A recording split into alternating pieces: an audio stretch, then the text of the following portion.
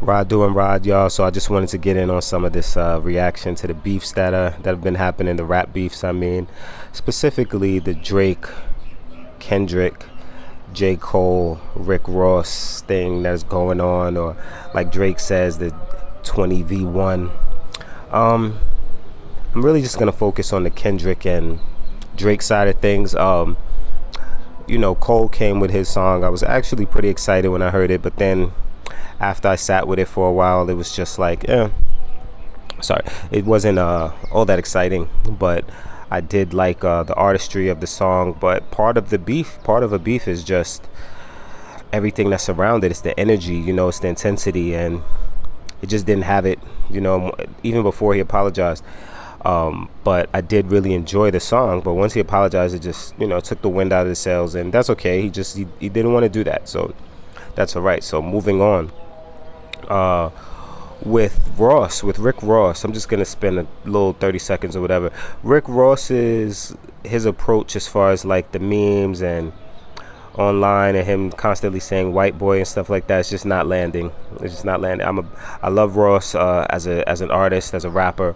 I think he's the best at phrasing in the game, the way he says his lines. But that how he's going against Drake is just it's whack, and showing his houses and how much money he got in his cars and stuff like that is just not it's not doing much. Now, when you talk about his song, the song that he had, it was okay. It was actually a dope beat, but it really wasn't. It's not the beat that I would pick for this beef, and he's not the type of rapper for the type of song that this beef needs. He's not that type of rapper, and it shows all through the song. Like, as a standalone song, it was a dope song, but as a beef song, it's him trying to go at another rapper. It's like I said, it just didn't land. So that is that. Now let's move on to Kendrick and Drake. Okay, now I'm not a Kendrick fan. It just doesn't do it for me.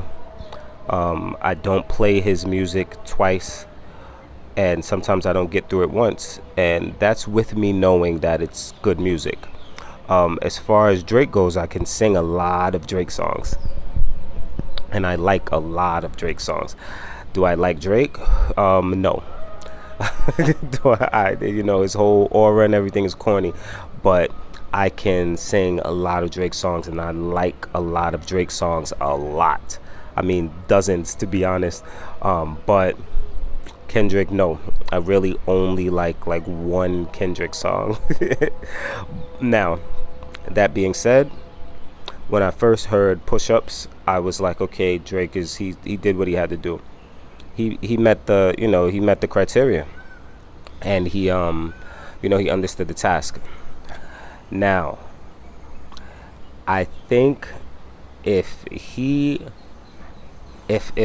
they were gonna go one song for one song, and that was the expectation, I don't think that's the song he should have dropped, because the song sounds like another back to back. The way it flows, the way it hits, which is good, because it's a song that you can just bump, just like back to back. Like, it just sounds like a hit song. It sounds like a dope song for the club and everything.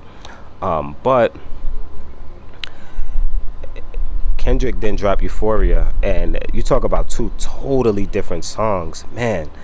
But I enjoy Kendrick's song more. I think Kendrick is winning the beef. And when Kendrick dropped Euphoria, when I heard it, I was thinking to myself, well, a lot of people are not going to feel this. It's so different from the other song, and it's so Kendrick. But for a person who doesn't mess with Kendrick, me, that song made me want to hear more Kendrick. Made me want to go back and listen to Kendrick that I wasn't listening to. I mean, it's layered. I felt the intensity. I felt the dislike. I didn't feel that in any of the other songs, even in Push Ups. In Push Ups, I just felt like a guy trying to back people off of him. But in Euphoria, I felt like a guy who was like, I really, really don't like you. Now, I think he made a few missteps. I think the whole I hate I hate the way you, I hate the way you. I think he shouldn't have done it twice. I think he shouldn't have brought it back the second time in the song. I think it made him sound a little too emotional, even during that section period. But it's okay doing it once. But when he brought it back, I think it made him sound a little too emotional. And the part where he mixed up Joel Osteen and Haley Joel Osment, I think is the kid's name. Um, he should have made sure that he got that right. Um, but when you hear Push-Ups and you hear that song, you can tell they're two very different artists. Like, Drake said some really weak stuff in Push-Ups. He had a couple of just like, and it's not even that he just was talking about this height and stuff like that. It was just like, it shows his limitation as a writer compared to like how layered Kendrick can go, and how many different flows and how many different rhyme patterns he can put in a song. And I've always thought he was a little overrated when it came to that stuff. But that's the thing. When you're angry enough, it really can push you to do some great things. That's why you save your anger. I tell people that all the time. You save your anger. You don't waste your anger on everyday shit that happens in your life. Your anger is precious, and it can be a tool. It can be a gift, something you really need. It can be a secret weapon. So you wait to use that anger, and I felt like that's what Kendrick did. And it propelled him, to me, to be in a place where he's winning this beef. But now the thing is, still, it's not the kind of song that you drop it and it's like now no one wants to hear anything from the other guy. It was really, really good, but sometimes, like, okay, Hov did take over, right? It wasn't just the Nas diss, right? But whatever, that's just how we see it. And Nas did Ether. After Ether, it didn't really matter what Jay-Z would have dropped after. This is how like a lot of beefs were back then. A lot of those beefs had another song, had a third song, but we only remember like the two songs between rappers and stuff. Or sometimes the one song and then the subliminals. But Euphoria is not the kind of song that like you feel like, okay, he finished them and then the beef is, it's done. Which happened to Drake already. Happened with Pusha T. Drake lost that beef, and after Pusha dropped I forget the name of it. After he dropped that joint with the A, starts with the A. Forget what it is. You didn't want to hear any. I don't remember if Drake responded. I don't remember at all. But Euphoria is not that kind of song. Why? It's not only the song. It just doesn't. The beef doesn't feel rugged. It doesn't feel rugged. And I remember listening to it, like thinking about the beef, like I'm wild toxic, because I don't want people to be hurt. I don't have that kind of feeling. Like I wish people would be hurt or whatever. But I want some of that. It felt too much like, okay, I don't want to do this to you. That's how all of these songs it felt like. I'd rather not be doing this to you. Where in the 90s it felt like, in the 2000s it was like, we could be friends or not. Like, I don't give a fuck. Like, I relish the fact that this is happening, So I don't actually feel like that with these songs. And I don't know, it just feels a little bit like staged, and it feels like the whole thing is being orchestrated. And this has happened in the past, right? But we still were in the beefs. We still were into the beefs. But this one feels produced. It feels produced, but still, yeah, I think Euphoria is fucking amazing. I think Push-Ups is a great song to listen to, but I feel Back to Back is better.